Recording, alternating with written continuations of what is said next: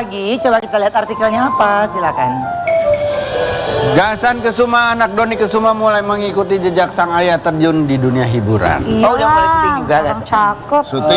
Syuting belum, tapi alhamdulillah baru kemarin dapat tawaran ya. Alhamdulillah. Ya, ada tawaran. Terus tapi yang kalau MC udah mau gue lepas. Jadi kalau dampingin, terus gue bilang udah, lo yang ganti, kamu aja gantiin gituin. Oh, nge-host juga. Host juga, Oke. gitu. Kenapa Gasan tertarik terjun ke dunia entertain kayak papa? Apa ya, pengen kayak kelihatan nama banyak orang, pengen dikenal itu. Terus kayaknya asik aja. Basically banci kamera juga, Mak. Iya.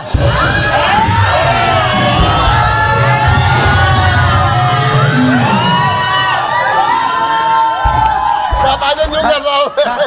Bapaknya duduk miring sama anaknya diangkat kakinya geblek.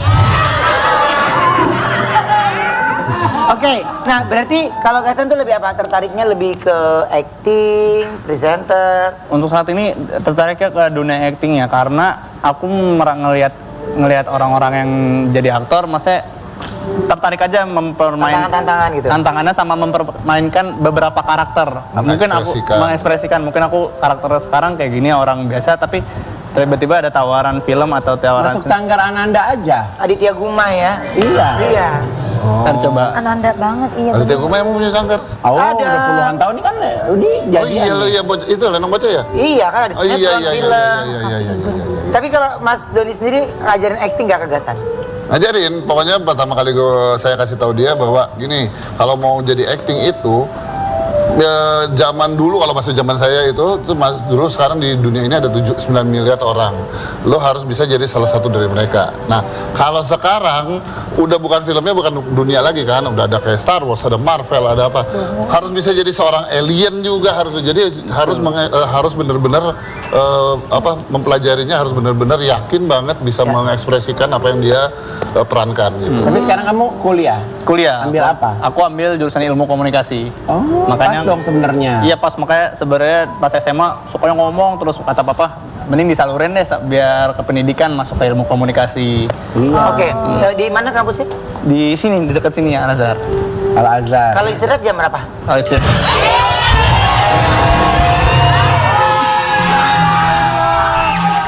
Kasih arah deh, kasih arah. Istirahat dia, lu mau ngapain gue tanya? Takutnya kita menghindar daerah situ, takutnya macet loh.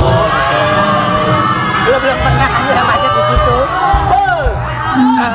Gasan, maaf Gasan, hati-hati sama dua orang itu. Mereka itu sindikat penculik sebenarnya. Tapi Antoni dari dulu kalau misalnya sinetron gitu, acting gitu, seringnya dapat perannya apa? Selalu jadi peran baik atau orang kaya sih ya. Iya. Kenapa Papa nggak pernah jadi orang miskin disuruh jadi nggak Tapi pernah. antagonis pernah kan? Antagonis pernah. Coba ajarin kita peran antagonis. Coba kita acting. Coba. Boleh. Boleh. Dia takut sama lu tahu. Enggak, orang dia admire gue. Ceritanya gimana? Ya coba aja aku jujur, aku acting nggak banyak peran yang pernah aku dapat. Lo gini, sekarang gini. Kaigun ngebayangin aja.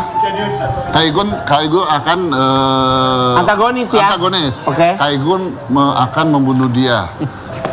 Aku diculik Ungkapin dong kata-kata ceritanya. yang Kaigun pikir bahwa itu akan menyeramkan untuk dia. Misalnya, Aku Melukai. ya, Ngapain Ini bapak ngapain sih beberes aja? Gue nggak betah lihat ini, dia rata Dia sumpah. harus kemajuan dikit. Beberes Benar baik orang mau main sinetron ya misalnya, coba sekarang pikirin. Setuju nggak lu ceritanya? Bisa gue kayak Setuju. Coba gimana sekarang ekspresi sendiri gimana cara mengintimidasi seseorang supaya seseorang itu Gimana gua karakter gua tuh hari-hari baik banget.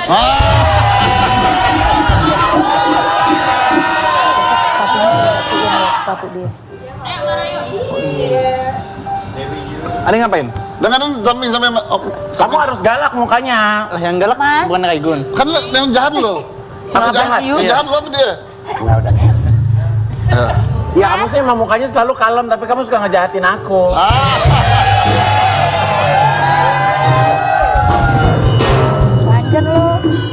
Ganjen lu. Galak. Galak. Jadi mengintimidasi dia. Oke. Tapi bukan dengan fisik ya, kekerasan fisik, tapi dengan omongan. Mas, Dengan omongan. Apalagi Apa sih yuk? Apa sih yuk? Apa sih yuk? Bisa diem lo ya. Orang perasaan nggak boleh nyari duit. kenapa sih? Kamu sampaikan sama orang tua kamu ya. Orang tua kamu itu bagus nggak? Bagus.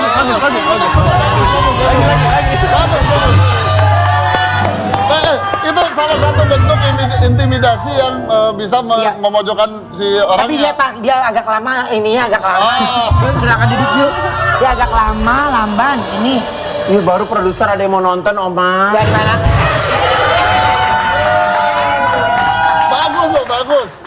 Yaudah ini kita kasus aja yuk. Ini kasus nih ya. Bentar, Mas apa sih? Apa lagi ya? Dari tadi lu Mas mas Gasan. dulu, kenapa? Manggil doang kali ya, siapa ada yang nengok, Mas?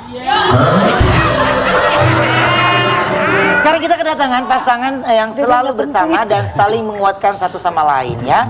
Nah ini ada berita terbaru juga dari mereka. Kita panggilin dia Jessica Iskandar dan Vincent Verhagen.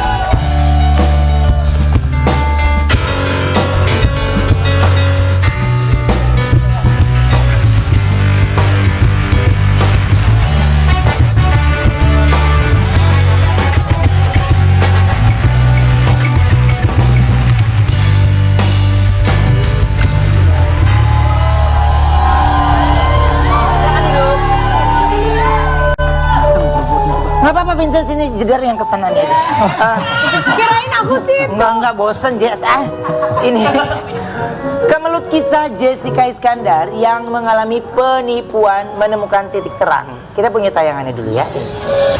Ya, ya memang cukup. Tapi yang pasti turut prihatin juga Jess ya, Vincent ini atas kejadian. Tapi kan ini kita kalian lagi menemukan ya sedikit titik terang lagi gitu ya.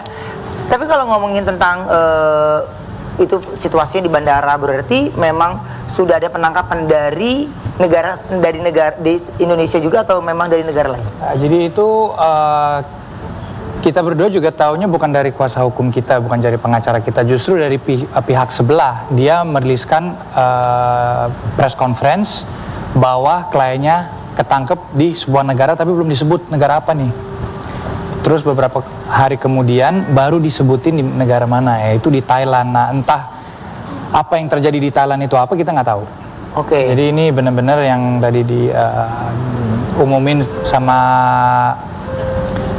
hubungan internasional itu, polisi internasional, police to police, kita karena itu kan kayaknya confidential ya. Jadi kita belum tahu sih skenario-nya yang sebenarnya itu apa. Ceritanya seperti apa gitu ya. Oke, Jess, melihat kayaknya ya mungkin ini memang sudah jalannya untuk ketemu gitu ya. Apa reaksi Jessica ketika tahu tersangka akan landing? Aku tuh perasaannya sebenarnya greget ya, aku campur aduk gitu. Karena ini kan durasinya nggak baru, kasusnya udah sekitar 18 bulan berlangsung gitu.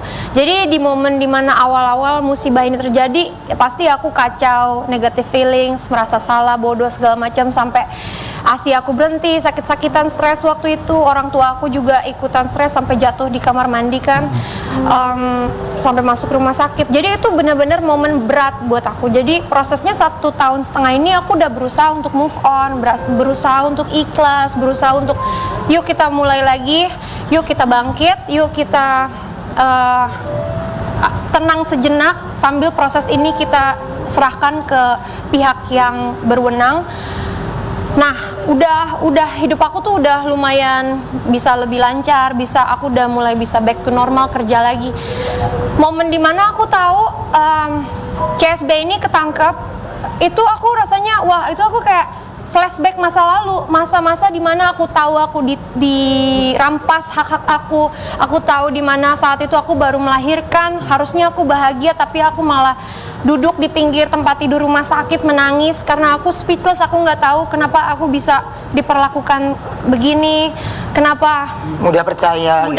aku jadi merasa negatif pada diri sendiri kan, merasa mental jatuh Jadi down gitu ya? Iya.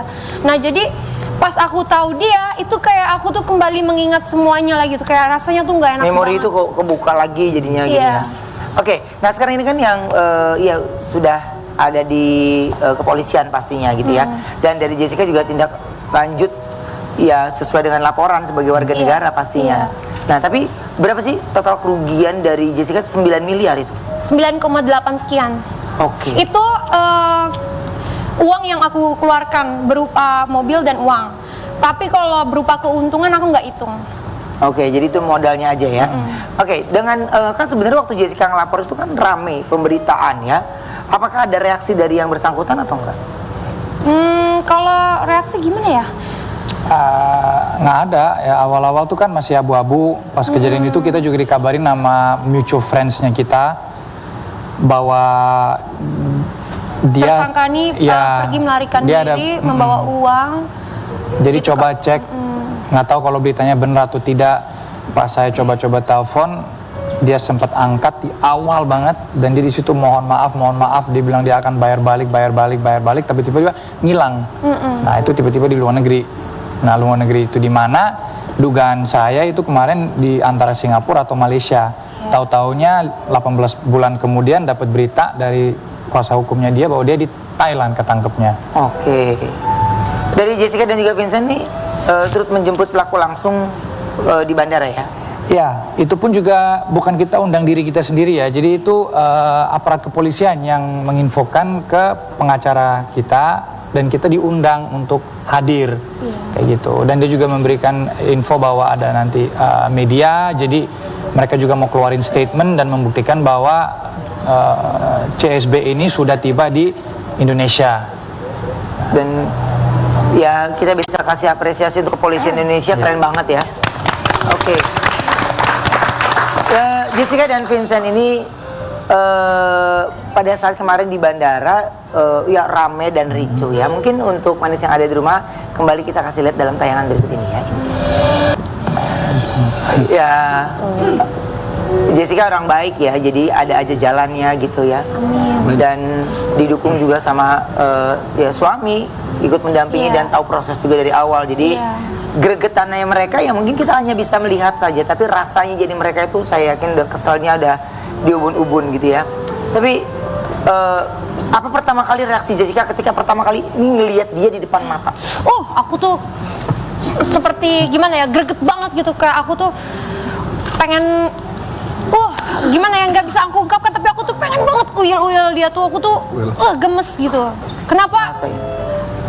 Apa ya, dulu kita teman gitu, tapi kenapa bisa dia ngelakuin ini? Karena penderitaan yang dia sebabkan itu nggak cuma berdampak buat aku, tapi buat anak-anak aku, buat suami aku, keluarga aku, buat orang tua aku juga semuanya stres gara-gara dia. Jadi aku tuh kesel banget gitu. Jadi udah bukan hanya mobil aja, tapi banyak akhirnya jadi ya mental. Banyak yang kena imbasnya, apalagi anak-anak kan masih kecil, itu juga kita sebagai orang tua juga menutupi, tapi kan anak itu kan menyatu banget sama ibunya. Apalagi dia ASI-nya sempat henti karena dia lagi stres, terus aduh udah pokoknya sakit-sakitan juga aku waktu itu jadinya. Yang aku takutin cuma hyperthyroid aku kambuh. Karena kalau aku hyperthyroid itu kan dipicu oleh stres. Kalau udah kambuh nanti aku harus minum obat tuh minimum 2 tahun buat ngeredainnya. Aku kan juga nggak mau itu terjadi. Ya, gitu. Jadi ya hanya Jessica yang tahu bagaimana suasana itu semua. Bahkan ada kabar yang kurang baik juga, dikabarkan Jessica dan juga suami ini turut dilaporkan balik ya. Nanti akan kita bahas ya, tapi ini ada informasi penting juga nih. Coba apa sih? Kita dengar yuk.